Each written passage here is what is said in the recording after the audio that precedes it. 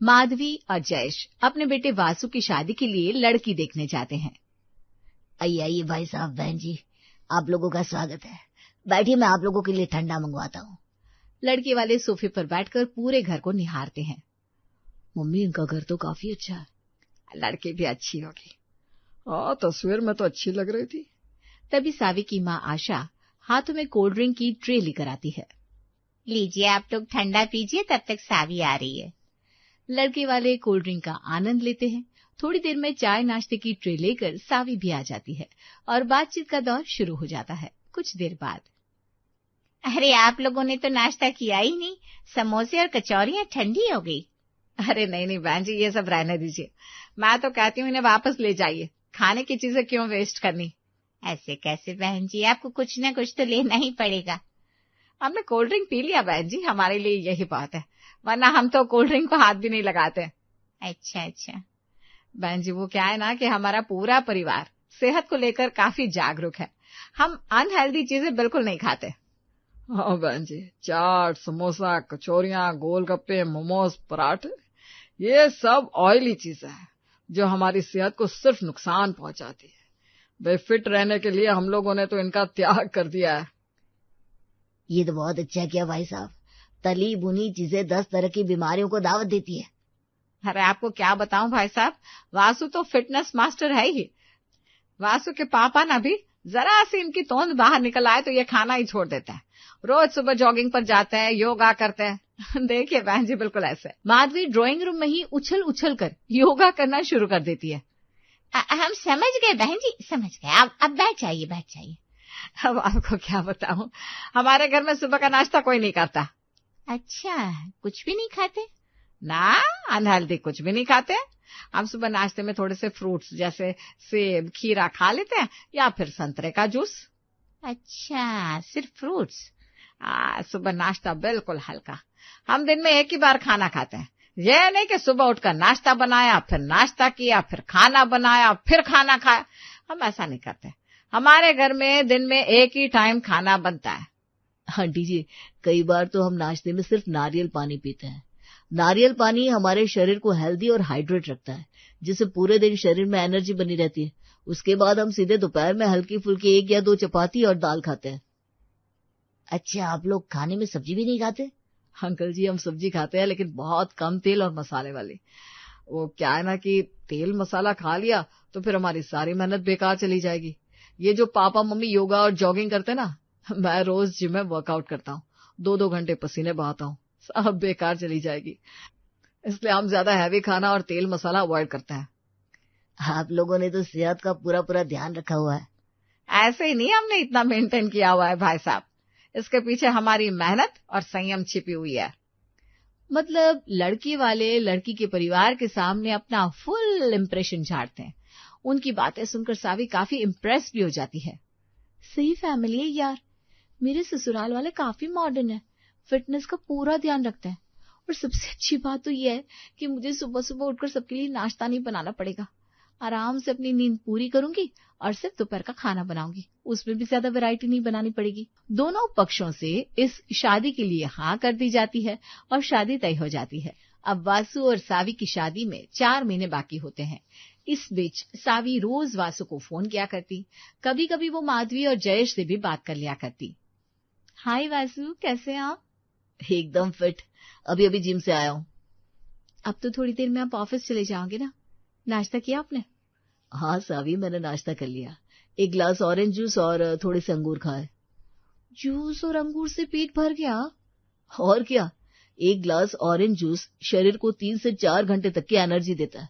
मेरा तो जूस से ही पेट भर गया था। वो तो मम्मी जिद करने लगी तो मैंने थोड़े अंगूर भी खा लिए।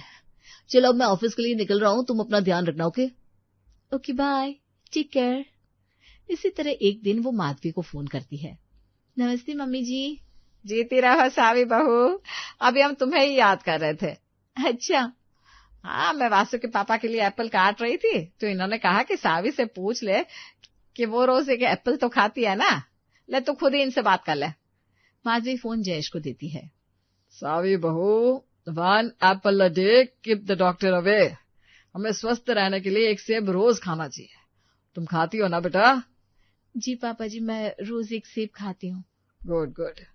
देखो, मैं रोज जॉगिंग करता हूँ, फिर भी मेरा थोड़ा पेट बाहर आ गया, तो मैंने तेरी मम्मी जी से कह दिया कि मैं नाश्ते में सिर्फ एक चीज खाऊंगा, या तो एप्पल या ऑरेंज जूस। सिर्फ एक चीज? हाँ, एक एप्पल काफी होता है। एप्पल में विटामिन बी और मिनरल्स होता है। अब क्या जरूरत है सुबह सुबह पूरी पराठे खाने की। जितना टाइम ये सारी चीजें बनाने में बर्बाद करेंगे, उतने टाइम में हम योगा कर लेंगे, है ना सही बात? जी पापा जी, आप बिल्कुल सही कह रहे हैं। बातें पूरी करके सावी फोन रख देती है। जहां उसके ससुराल वालों ने सावी के सामने झूठा ही सही लेकिन पूरा माहौल बना दिया था कि वे लोग काफी हेल्थ कॉन्शियस है, तो वहीं सावी ये सोच सोचकर खुश थी कि उसे काफी सही घर मिला है। सुबह सुबह उठकर किचन में तो नहीं जाना पड़ेगा। 4 महीने के बाद सावी और वासु की शादी हो जाती है। अब सावी बहू बनकर ससुराल आ जाती है। सावी के ससुराल वालों ने उसके सामने शादी से पहले जो इम्प्रेशन बनाया हुआ था, उसे वो शादी के बाद भी बनाए रखने की कोशिश करते हैं। शादी के कुछ दिनों के बाद सावी वासु को सुबह 6 बजे जगा देती है। वासु उठो ना, सुबह के 6 बज गए। वासु उठो ना। वासु गहरी नींद में होता है। सावी उसे बार बार जगाती है। अरे क्या बात है सावी, अभी तो 6 बजे, सोने दो ना। तुम्हें जिम नहीं जाना है क्या? शादी की सारी रस्में पूरी होने तक मैंने तुम्हें देर तक सोने दिया, लेकिन अब तो सब हो चुका है। आज से तुम्हें ऑफिस भी जाना है। तुम तो रोज सुबह जिम जाते थे ना, तो उठो, चलो जिम जाओ, नहीं तो लेट हो जाओगे। अब वासु उठ जाता है और उसे पहली बार जिम जाना पड़ता है। हाँ, सही सुना आपने, पहली बार। क्योंकि शादी से पहले वो कभी जिम गया ही नहीं। इम्प्रेशन झाड़ने के चक्कर में अब तक सावी से झूठ बोलता रहा कि वो रोज जिम जाता है। खैर, उसे जिम जाना पड़ता है, लेकिन जिम जाकर वो अपनी गाड़ी से बाहर ही नहीं आता। नींद ही पूरी नहीं हुई और वो गाड़ी में ही सो जाता है। इसी तरह सावी जयेश और माधवी को भी जगाकर उन्हें जॉगिंग पर भेज देती है। मम्मी जी, पापा जी, जॉगिंग पर नहीं जाना, कितनी देर हो गई है, फिर धूप निकल आएगी तो जाने का क्या फायदा। अब माधवी और जयेश तो कभी जॉगिंग पर गए ही नहीं थे, ना उन्होंने कभी योगा किया था, लेकिन शादी से पहले सावी के सामने उन्होंने जो इम्प्रेशन बनाया था उसे बरकरार तो रखना ही था। हाँ हाँ बहू, हम जॉगिंग पर जरूर जाएंगे। अच्छा किया जो तूने हमें जगा दिया। वो क्या है ना, शादी के समय इतनी थकान हो गई थी कि सुबह जल्दी नींद ही नहीं खुलती थी। हमारा सारा रूटीन खराब हो गया था, लेकिन आज से हम अपने पुराने रूटीन में आ जाएंगे। माधवी और जयेश को भी लाइफ में पहली बार जॉगिंग और योगा करने जाना पड़ता है। सबके जाने के बाद सब चले गए। अब थोड़ी देर और सो लेती हूँ। सावी अपने कमरे में जाकर आराम से सो जाती है और इधर वासु जिम के बाहर अपनी गाड़ी में सो जाता है। माधवी और जयेश पार्क में जाकर बेंच पर बैठ जाते हैं। 2 घंटे बाद सभी घर आते हैं और नहा धोकर नाश्ते के टेबल पर आते हैं। सावी, मेरा नाश्ता कहाँ है? बहू, तूने नाश्ता नहीं बनाया? मम्मी जी, नाश्ता तो लगाया है। कहाँ है नाश्ता? कहाँ है? ये सामने रखा। सबकी गिलास में नारियल पानी रखा है और एक एक एप्पल भी रखा है।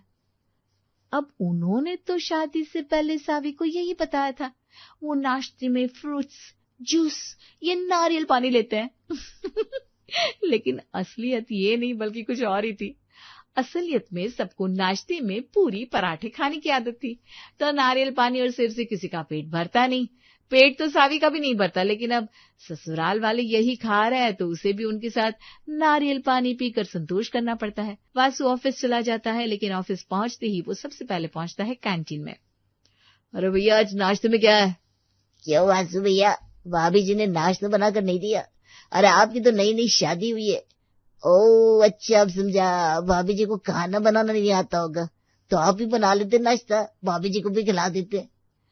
यहाँ भूख से वासु की आंखें कुल बुला रही होती है। उधर कैंटीन वाले भैया चुटकी लेने से पीछे नहीं हट रहे थे। अरे भैया छोड़ो ना यार, नहीं देना नाश्ता तो मत दो। अरे अरे नाराज क्यों होते, अभी लगा देते हैं नाश्ता। बोलो क्या लगा दें? आज नाश्ते में ब्रेड पकौड़े, आलू पूरी, छोले कचौरे और पोहे बने हैं। वासु के मुंह में पानी आ जाता है। पोहे छोड़कर सब कुछ ले आओ। सब कुछ? हाँ सब कुछ, छोले, पूरी, कचौरी, ब्रेड पकौड़े, जो है सब ले आओ। कैंटीन वाला नाश्ते की प्लेट से टेबल सजा देता है और फिर वासु टूट पड़ता है अनहेल्दी खाने पर। कुछ ऐसा ही हाल इधर माधवी, जयेश और सावी का भी होता है। माधवी, मुझे तो बड़ी भूख लग रही है। नारियल पानी और एक सेब तो न जाने कहाँ अटक कर रह गए, आंतों तक भी नहीं पहुंचे। भूख तो मुझे भी लग रही है, लेकिन बहू अपने कमरे में ही है। अगर मैंने रसोई में कुछ बनाया तो उसे सब पता लग जाएगा।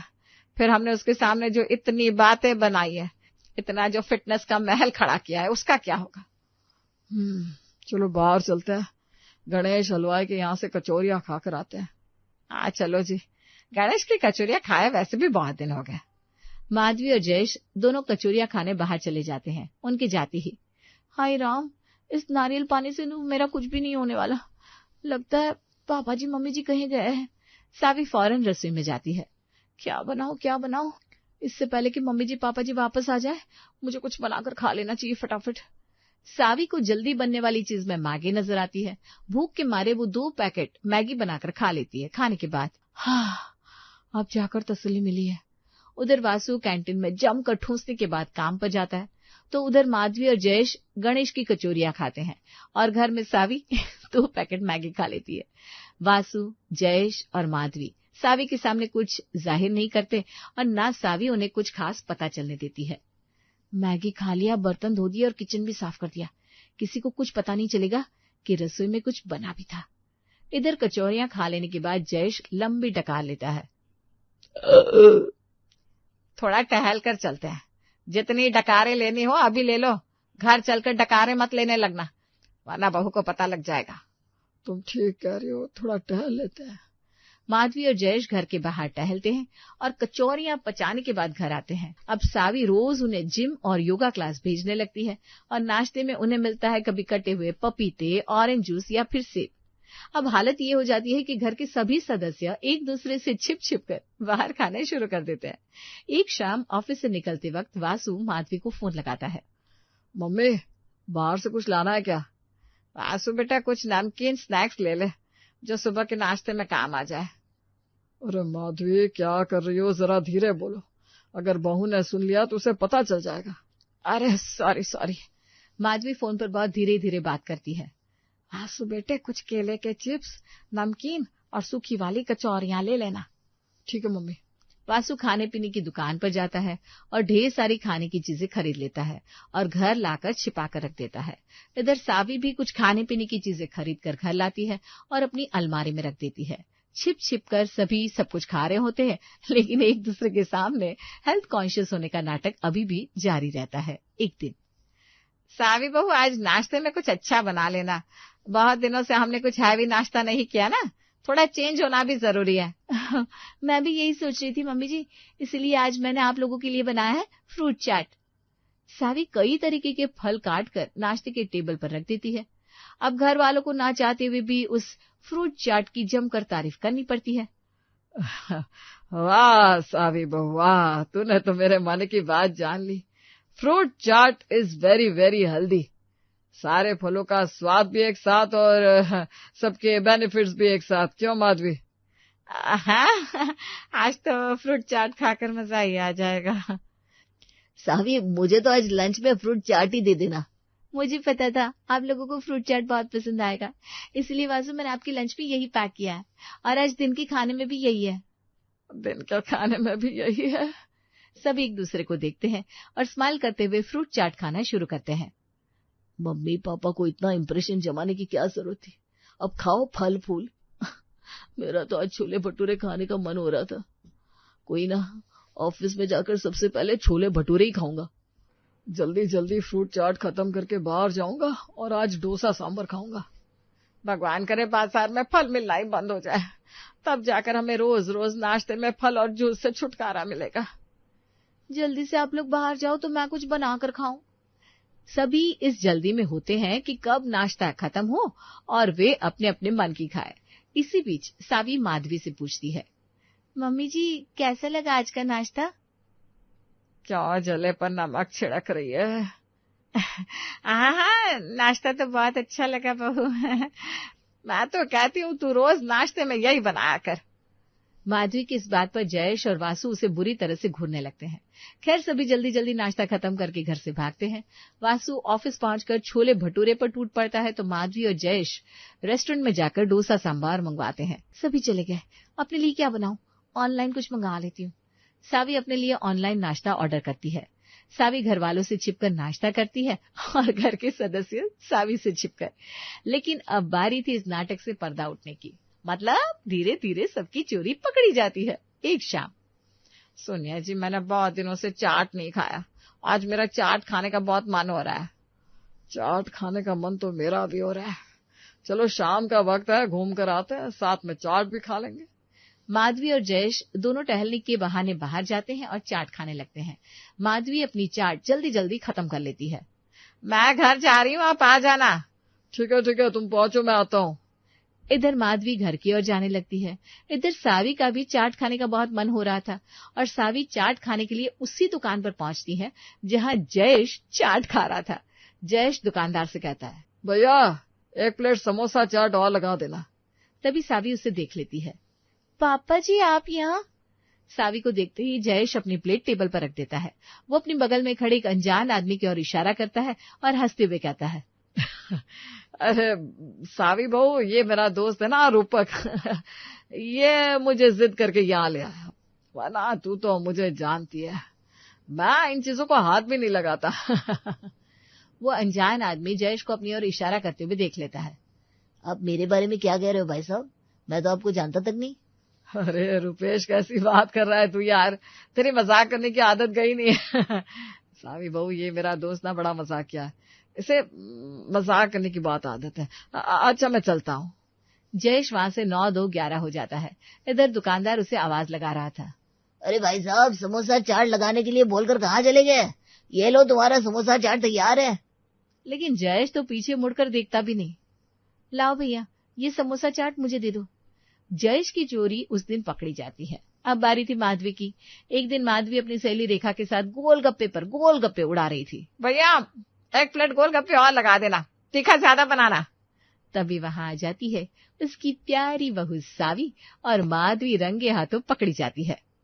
मम्मी जी, आप गोलगप्पे खा रही हैं? मुझे तो अपनी आंखों पर यकीन नहीं हो रहा। बहू, मैं कहाँ गोलगप्पे खाती हूँ, मैं तो रेखा की मदद कर रही थी।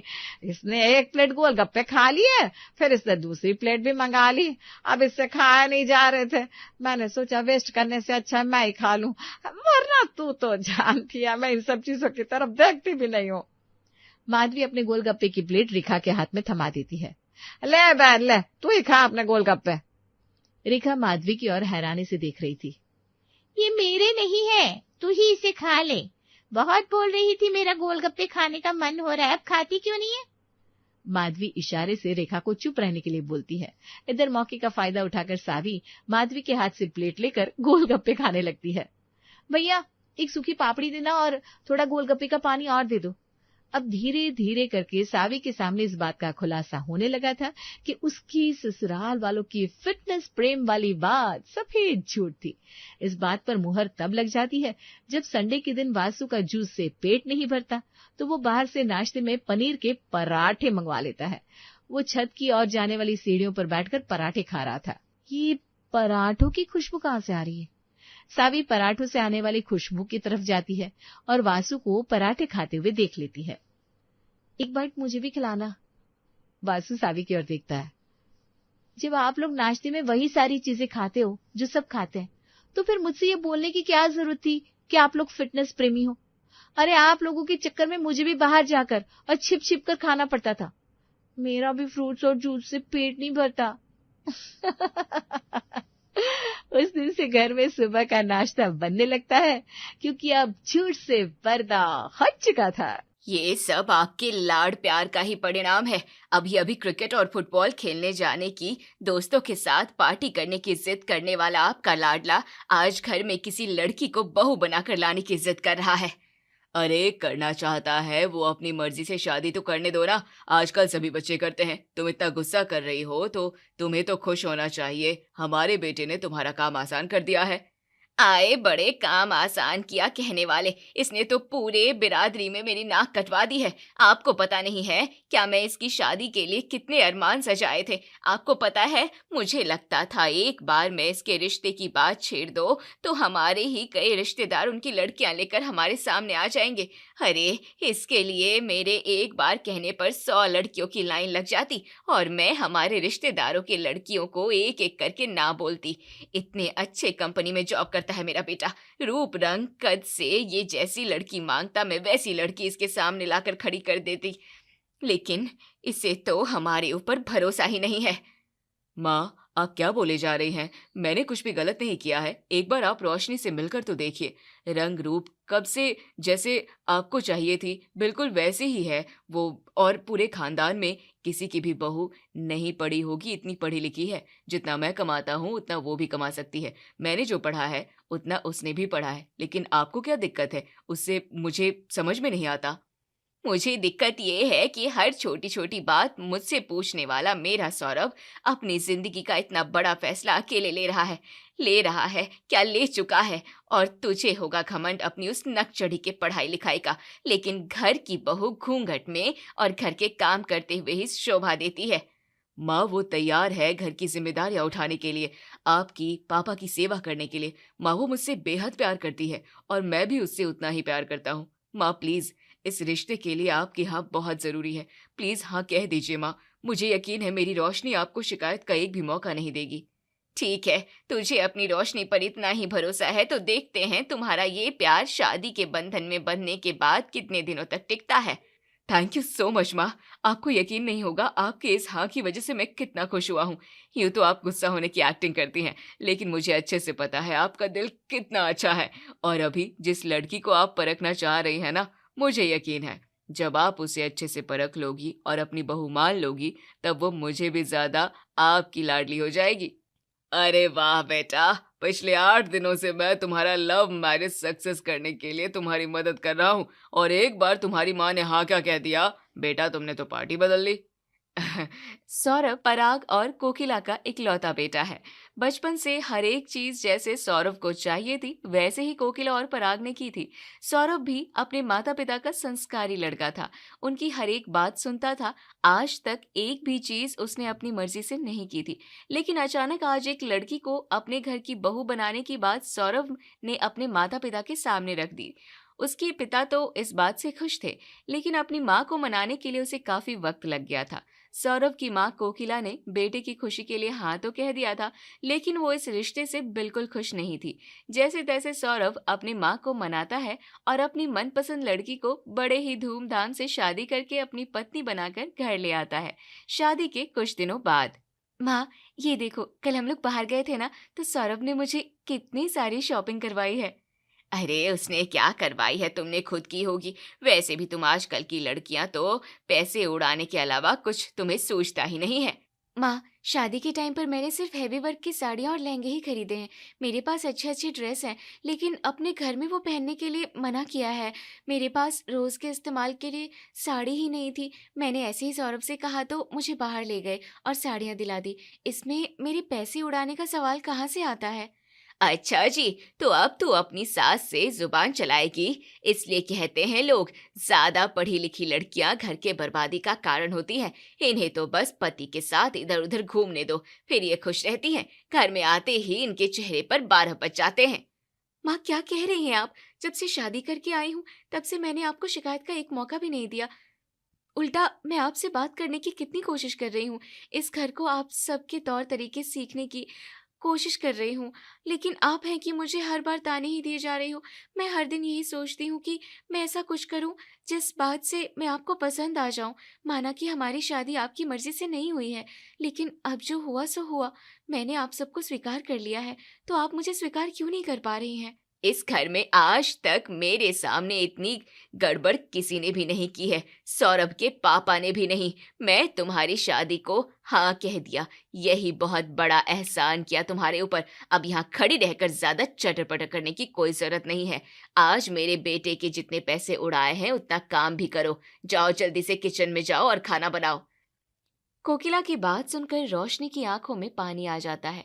अपना हाथ अपने आंखों से घुमाते हुए रोशनी किचन की ओर चली जाती है।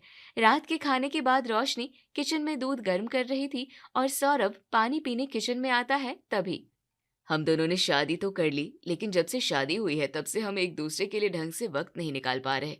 तुम्हारी जिंदगी में सास ससुर के आगे रोशनी, तुम तो मुझे भूल ही गई हो। आप भी ना कुछ भी कहते हो, ऐसी कोई बात नहीं है। एक दूसरे से बात करते हुए सौरभ और रोशनी थोड़ी देर के लिए एक दूसरे में खो जाते हैं। तभी गैस पर रखा हुआ दूध उबलकर पतीले से बाहर आ जाता है। उसी समय कोकिला वहां से गुजरती है खांसते हुए।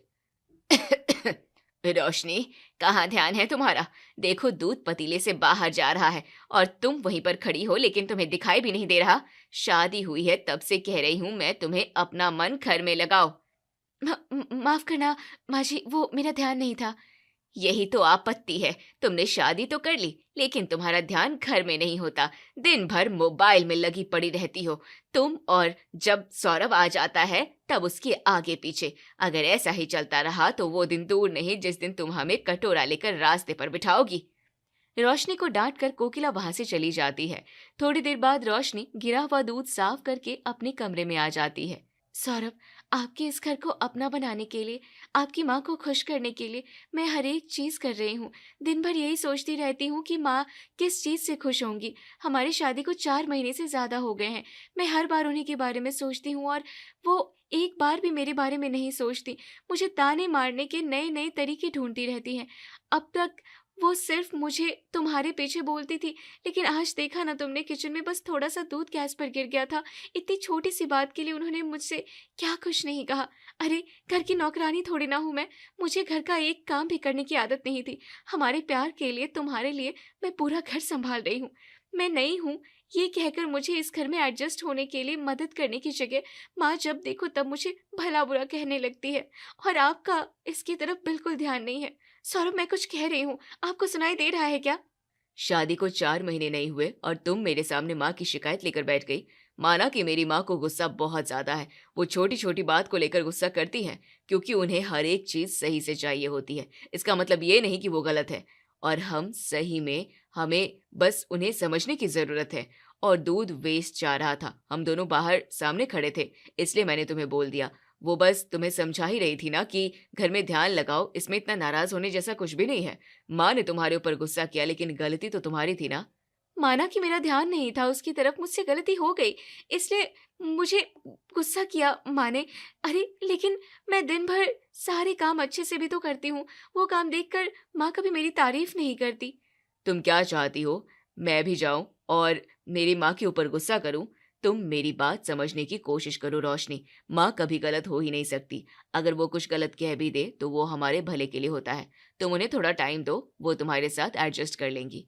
सौरभ, लेकिन प्लीज अभी के लिए तुम्हारा लेकिन वेकिन तुम्हारे पास ही रखो, मुझे सुबह इंपॉर्टेंट मीटिंग है और मुझे सोना है।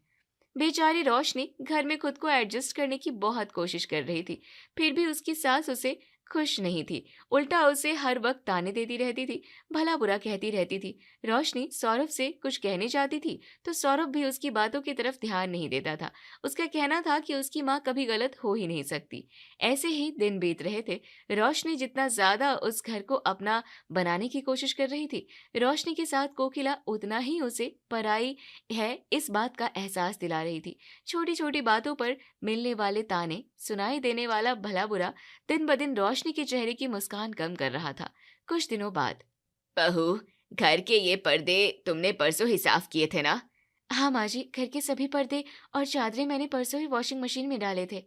वही मैं कह रही हूँ, इतनी जल्दी पर्दे और चादरें गंदे कैसे हो गए? मैंने तुम्हें वॉशिंग मशीन चलाने के लिए मना किया था ना। रोज के कपड़ों की बात समझ में नहीं आती है कि वो ज्यादा गंदे नहीं हुए हैं, लेकिन दिन भर तुम घर में ही तो रहती हो, क्या ही काम होता है? ये सब तो तुम हाथ से भी धो सकती हो ना। माँ, घर में भी कुछ काम नहीं होता? मुझे उल्टा सवाल कर रही है? तुम्हारी माँ ने तुम्हें कुछ सिखाया है क्या? इतनी छोटी सी बात के लिए मेरी माँ को बीच में लाने की जरूरत नहीं है माँ जी। मुझे मेरी माँ ने जो भी सिखाया वो अच्छा सिखाया है, उनके संस्कार अच्छे हैं, इसलिए पिछले 6 महीने से आप मेरे साथ जैसा भी बर्ताव कर रही हैं मैं चुपचाप सह रही हूँ।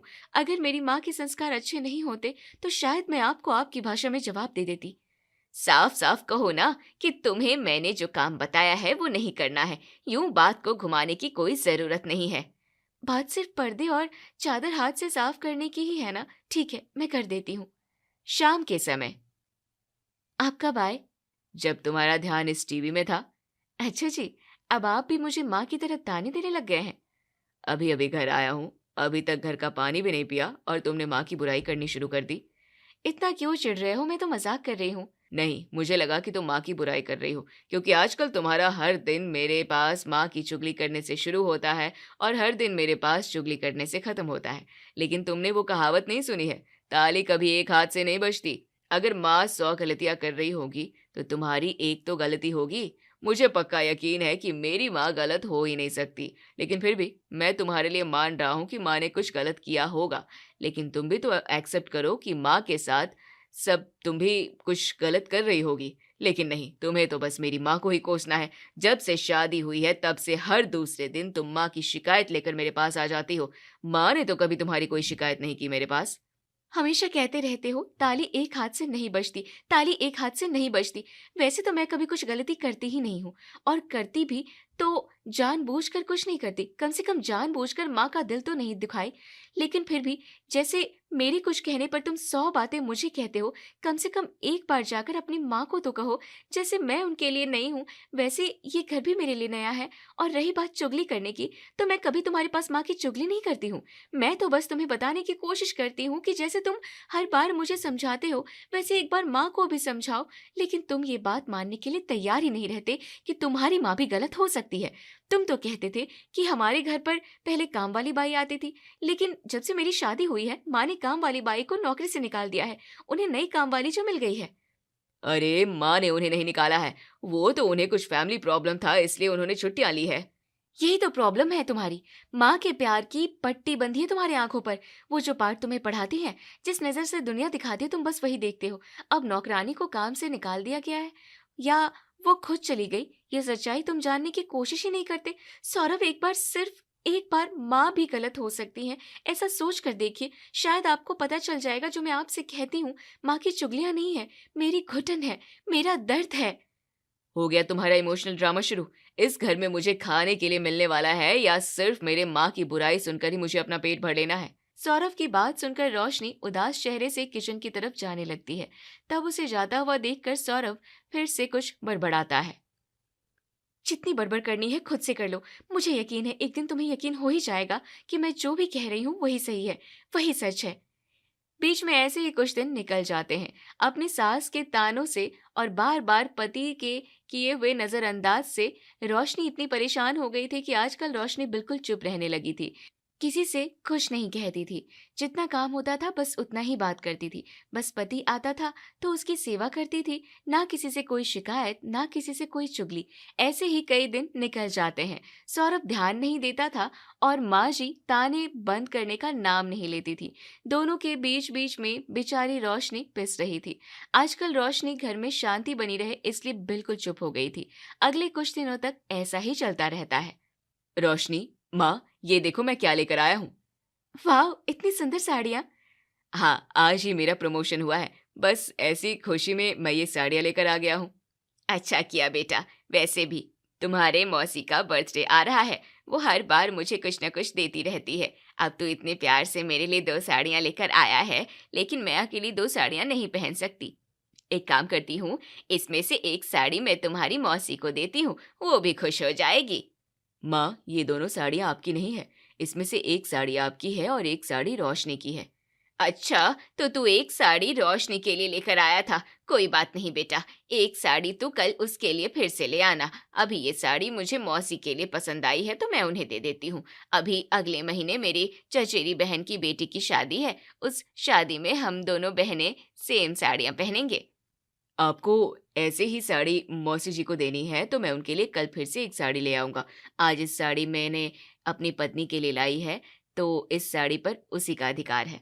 जब से रोशनी ने सौरभ से शिकायत करना बंद किया था, सौरभ ने अपनी माँ की गलतियां नजर आने लगी थी। छोटी छोटी बातों को शुरू शुरू में सौरभ नजरअंदाज करता है, लेकिन आज रोशनी के लिए लाई हुई साड़ी कोकिला अपनी बहन को देना चाहती थी और ऐसा कहकर वो एक तरह से रोशनी का अपमान ही कर रही थी। अपनी माँ के हाँ में हाँ मिलाने वाला सौरभ अब धीरे धीरे अपनी पत्नी की साइड लेने लगा था। जैसे वो पहले रोशनी को समझता था, उसी तरह अपनी माँ को भी समझने लगा था। ऐसे ही एक दिन, माँ, अपने पैर साइड करो, मैं झाड़ू लगा रही हूँ। अरे मेरे बेटे की जिंदगी से मुझे साइड कर दिया। इतना करके तुझे सुकून नहीं मिला जो अब मेरे पैरों से भी तुझे आपत्ति हो रही है।